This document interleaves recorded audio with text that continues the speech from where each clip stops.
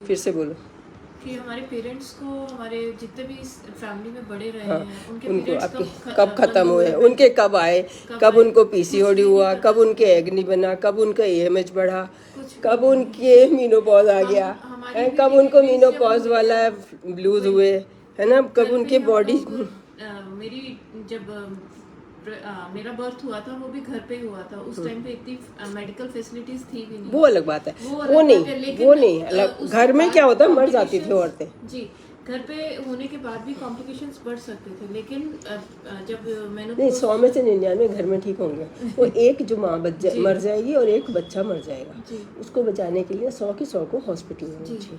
लेकिन वो तो एक सॉल्व होगी प्रॉब्लम। जी। अब नई क्या क्रिएट हो गई कि अपने आप कुछ हो गई नहीं, वो 99 भी हम ही कराएंगे। जी जी जी जो 100 में से 99 हो रही थी 100 साल पहले अपने आप, जी वो भी हम ही कराएंगे। जी पहले तो आपको इस लायक भी नहीं समझा कि आप आपस में मिल सकते हो। जी पहले तो इस लायक नहीं समझा कि पीसीओडी हो गया सबको। बिल्कुल। फिर उस उसके टाइम ये बाद चीजें पता भी नहीं हाँ, होती थी। पहले भी किसी को पीसीओडी नहीं होता था, आजकल कैसे हो गया? वही जनरेशन तो चल रही है वही ना, वही तो generation जीन्स है। चल रहे हैं।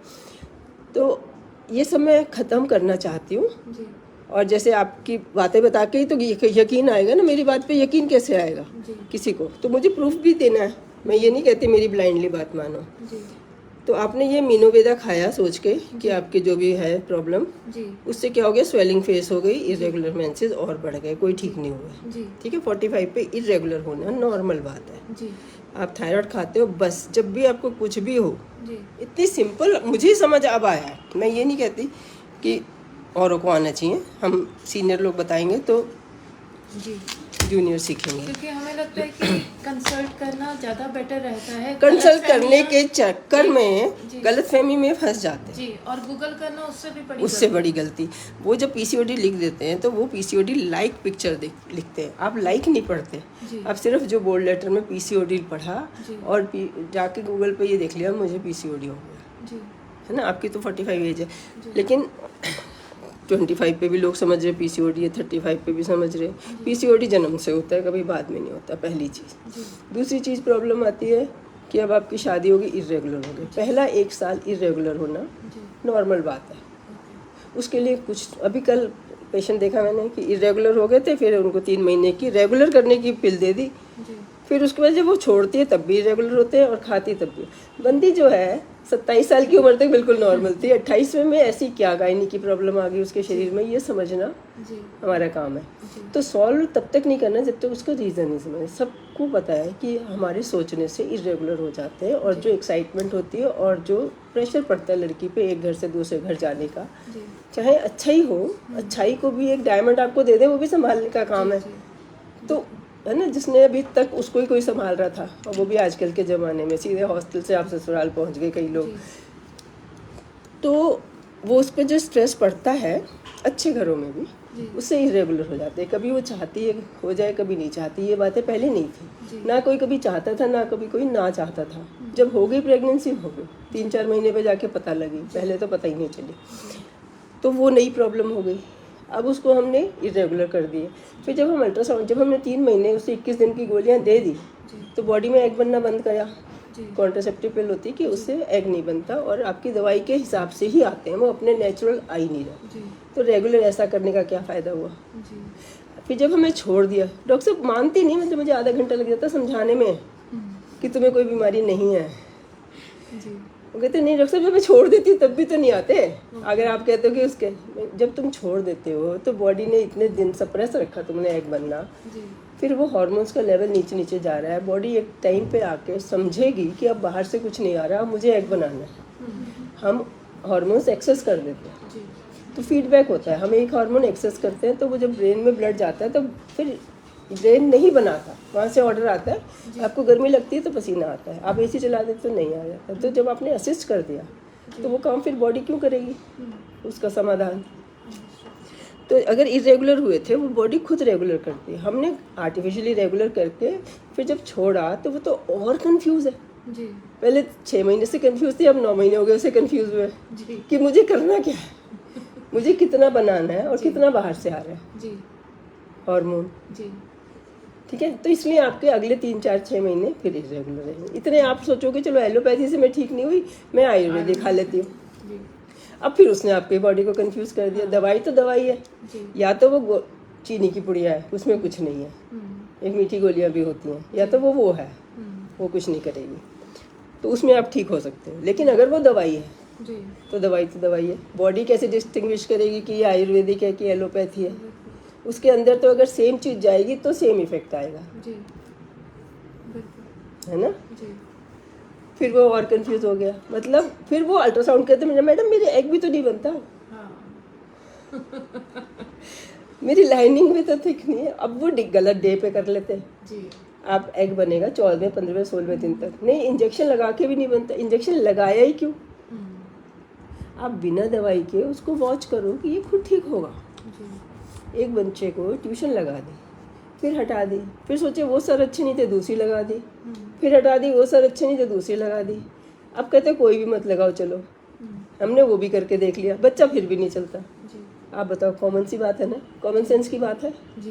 भाई। उसको तो ट्यूशन से ही पढ़ने की आदत है, हाँ। अब उसको सेल्फ स्टडी की आदत पढ़ते पढ़ते पड़ेगी। उसमें वो 6 महीने लगाएगा, 1 साल वो फेल भी हो सकता है, उसके बाद वो लगाएगा। जी।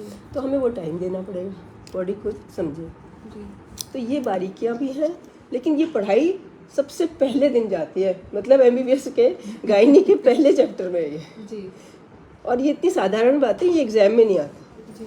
तो हम इन पे ध्यान नहीं दे पाते, भूल जाते हैं। हमें बीमारियां ही पढ़ाई जाती है, एग्जाम में बीमारियां ही आती है, तो हम क्या करते हैं, जैसी मरीज आया उसे किसी बीमारी में फिट कर देते हैं, और वो वाली बीमारी जाके गूगल पे सर्च कर लेते हैं। जी। मेन दिक्कत वहीं से शुरू होती है। क्योंकि वो तो लेबल हो गई ना बीमारी, जो कि थी नहीं। जी। और मेरे हस्बैंड मुझे कहते हैं तुम ऊपर डायग्नोसिस ही नहीं लिखती। मतलब रिवाज ही हमें सिखाया ही है गया, हमारी प्रिस्क्रिप्शन तब पूरी होती है जब ऊपर हम डायग्नोसिस देंगे। मैंने कहा अभी बना ही नहीं डायग्नोसिस, कैसे लिख दूँ? जी। जब बनेगा तो लिखेंगे। जी। तो वो जो सोचने के, फिर अच्छा वहाँ पे हमारी कहानी रुक गई। उसके बाद आपका एग नहीं बना, वो हम बनाएंगे।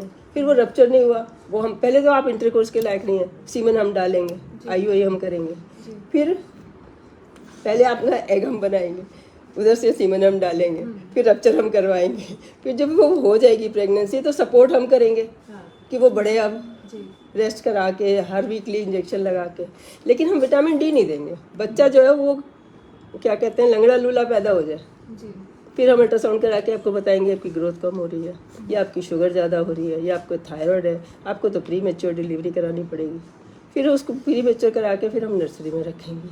आपको लगेगा बहुत अच्छा डॉक्टर था, क्या ही नर्सरी थी, क्या ही नर्सिंग होम था, क्या ही स्टाफ था वहाँ का, क्या ही उनकी स्माइल थी। हाँ। वो तो है। अब पहले सिजेरियन में कुछ नहीं जाता, हाँ। ये यूजुअल कहानी है। जी। अगर आप राइटर हो तो लिख देना, मेरे मुंह से निकलता है, मैं लिख नहीं पाती। फिर क्या होता है कि पहला सिजेरियन तो कोई बड़ी चीज़ नहीं, 10 मिनट में हो जाता है। अब पहला हो गया तो दूसरा बहुत बड़ी चीज़ है, उसका रिस्क नहीं ले सकते हम। जी। तो ये बात पहले सिजेरियन करते वक्त नहीं पता थी कि अगर हम पहला कर देंगे तो दूसरा रिस्की हो जाता है। उसमें प्रेगनेंसी होना, टांकों पे प्रेगनेंसी होती है, वहाँ पे उसको खोद देती है जगह को, वो उतनी अच्छी नहीं होती। तो जब दूसरा रिस्की है तो पहला ही नहीं करना चाहिए था, तो उसको हम नहीं बचाएंगे। फिर हम उसको टाइम 3 साल नहीं होना चाहिए, फिर वो बेचारी का सारा कैरियर खराब। वो जब हॉस्टल गई थी, PCOD हुआ था, तब से अब तक 2 बच्चे पैदा करने के लिए उसने 20 साल गंवा दिए। अब आपका AMH कम हो गया, अब आपको डोनर एग चाहिए। तो ये जो बचे हुए हैं लोग, वो इसलिए बचे हुए हैं कि वो नहीं जाते। ये जो हमारे एफ्लुएंट है जाते हैं, उनको ही, उनके साथ ही मुसीबत है। जो नहीं जा पाते वो फिर भी ठीक रहते हैं। अब मैं ये कह नहीं सकती क्योंकि वो भी नहीं ठीक रहते, वो 100 में से 1 खराब भी होते हैं। तो ये क्लैरिटी से इसीलिए डॉक्टर की इतनी इज्जत की जाती है कि कोई और डिसाइड ही नहीं कर सकता कि आपको कब जाना चाहिए। आपको तो हर बार जाना चाहिए, कुछ भी हो जाना चाहिए, लेकिन उसके बाद डॉक्टर का ये फ़र्ज़ बनता है, ओथ लेते हैं हम कि सीट पे बैठ के जो बोलेंगे सच बोलेंगे। अब वो कहते हैं कि बाकी भी लेते हैं, वो कौन सा मानते हैं? देखो आपकी मर्ज़ी है, आपको अपनी लाइफ कैसे बितानी है। तो ये भी सीख के जाओ मेरे से, अगर सीख ही रहे हो तो, अगर समझ आई है। मैंने आज बोल दिया, बड़े अनयूजुअल बात बोली है, मैं सब कभी बोलती नहीं इकट्ठे, अलग अलग बोलती हूँ। फिर हस्बैंड को, जब आपके एग नहीं बनता तो हस्बैंड की शुगर बढ़ जाती है, डर के मारे वो पैसा कमाने लगता है। आपको लगता है मेरे बच्चे नहीं होते इसलिए वो मुझे अब प्यार नहीं करता है, उलझन घर की और बढ़ जाती है, आपका स्ट्रेस और बढ़ जाता है, आपका सच में एग बनना बंद हो जाता है, आपका सच में वेट बढ़ जाता है, इतने आपको थायराइड हो जाता है। थायराइड शुगर 2 चीज़ें हैं जिनका वो होता है, वो सबको होता है, वो जेन्युइन बीमारी है जिसके लिए डॉक्टर हैं, वो हमें पढ़ाया जाता है, वो हमें एग्जाम देते हैं, वो सबको ट्रीट करना आता है। थायराइड का टेस्ट और होता भी पैकेज में आजकल सबका हो ही जाता है, लेकिन एक बार में थायराइड नहीं आता, थायराइड का लेवल कम ज़्यादा होता है। ऐसे जब भी आप कराओगे ना, आज यहाँ है सैंपल लिया गया, कल यहाँ लिया गया, परसों यहाँ लिया गया, फिर अलग अलग। अभी हमने एक का कराया कि किसी ने उसका 50 से 37 कर दिया कि आपकी तो ओवरडोज हो रही है, और हमने कराया तो वो इतना कम निकला कि हमें 50 से 100 करनी पड़ी। तो यहाँ पे डॉक्टर की गलती नहीं थी, ये बॉडी में क्या है, और अलग अलग लैब में अलग अलग रिपोर्ट आ रही है। बॉडी में ही अगर उसने 12 बजे सैंपल दे दिया तो बिल्कुल ही अलग आएगी, सुबह 6 बजे दे दिया बिल्कुल ही अलग आएगी। आप रात को जाग रहे हो, सो रहे हो, अपने दूसरे कंट्री से आए हो, बहुत सारी बातें डिपेंड करती हैं। और मतलब गलतियाँ हो सकती है, किसी की रिपोर्ट किसी के पास भी जा सकती है, टेक्निकल गलतियाँ भी हो सकती है, ह्यूमन एरर भी हो सकती है। तो हमेशा डोज चेंज करने से पहले 2-3 बार चेक कराती हूँ क्लिनिकल। उससे वो कह रही है मुझे बाल झड़ रहे हैं, मुझे कमर दर्द हो रही है, उसके छाइयाँ फेस पे दिखाई दे रही हैं, उसका बिना खाए वेट बढ़ रहा है, उसको ठंड ज़्यादा लग रही है, ये तो अभी भी गर्म पानी से नहा रही है। मैंने वहाँ पकड़ लिया, अभी भी गर्म पानी से नहा रही है, मई के अप्रैल के एंड में भी, तो इसको तो थायराइड कम जा रहा है इसकी बॉडी में से, ज़्यादा कैसे हो गया। हम डोज तो प्रेगनेंसी में बढ़ानी होती है, और ये खाली मेडिसिन में नहीं हो रहा, जहाँ जहाँ पढ़े जितनी डिग्रियाँ हैं, यही वकीलों की वजह से हो रहा है, यही MBA की वजह से हो रहा है, गलत प्रोडक्ट बेचा जा रहा है, गलत केसेस देखे, यही जेलों में हो रहा है, यही मिनिस्ट्री में हो रहा है।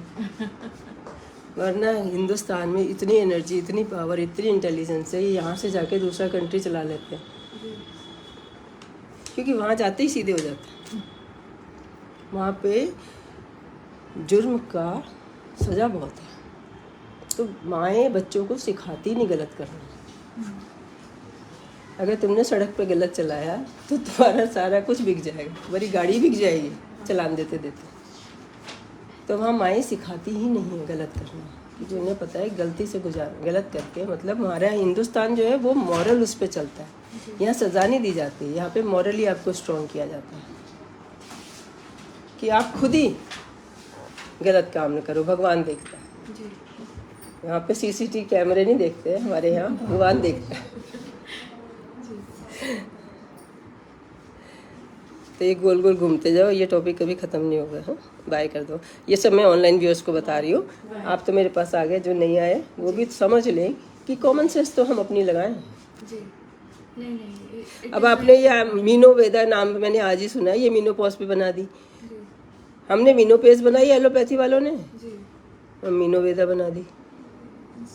और अगर आपकी नहीं, मुझे देखना नहीं, स्वेलिंग हो गई तो इसका मतलब उसमें स्टेरॉयड है जी, इसीलिए मैंने 15-20 दिन सिवाय जो चीज़ बीमारियां स्टेरॉयड से ठीक होती हैं, उसके अलावा मैंने कोई ठीक होते देखी नहीं। अगर आपकी एलर्जी होती ठीक हो गई होती, आपके अस्थमा होता ठीक हो गया होता जी, वो सीज़न के साथ भी ठीक हो जाता है और स्टेरॉयड से भी ठीक हो जाता है। अभी मैंने परसों किसी को बताया कि स्टेरॉयड वाले सिम्टम आ रहे हैं सारे, अभी आपको भी देख के मुझे समझ आ रहा है, ऐसे ही समझा है, कोई मैंने जाके लैब में टेस्ट तो किया नहीं। मैंने ये देखा है जो चीज़ें हम स्टेरॉयड देते हैं वो ही ठीक होती हैं। हम अभी देने के लिए टालते हैं या बता के देते हैं तो आप डर जाते हो। क्यों? क्योंकि आपको जिन्होंने अपनी दवाइयाँ बेचनी थी उन्होंने सिखा दिया स्टेरॉयड दे देते हैं ये लोग। तो ये तो सब बीमारियों की एक दवा दे देते। एक दवा का है, हमारे पास तो 1000 दवाएं तो है ही हैं, एक दवा थोड़ी है। इसीलिए मैंने उसको ड्रॉप कर दिया क्योंकि मुझे लग रहा था कि कंसर्न नहीं, इस बहाने मुझे लगा औरों को बता दूं, हम ऑनलाइन व्यूअर्स से बात कर रहे हैं। बाय बोल दो। बाय।